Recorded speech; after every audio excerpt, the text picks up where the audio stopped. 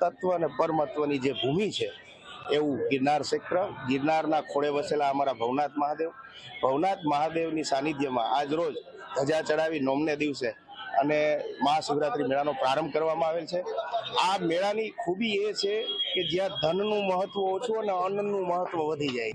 मेला में पूरे भारतवर्ष में से भिन्न भिन्न राज्य से साधु संत आते हैं और साधु संतों अलग अलग धूना डाल के भजन उपासना करते हैं, भगवान भोलानाथ की प्रार्थना करते हैं।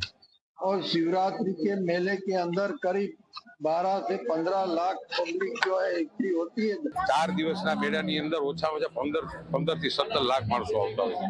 પરિક્રમાનો મેળો અને શિવરાત્રીના મેળાની જે ખૂબી છે કે માણસો એવી રીતે આવે છે કે તમે પૈસા લઈને ન આવ્યા હોય ને ખીચા ફાડીને આવ્યા હોય ને તો તમારો મેળો થઈ જાય, કારણ કે હરેક ઉતારાવાળા તમને પ્રેમથી જમાડે, ચા પીવડાવે।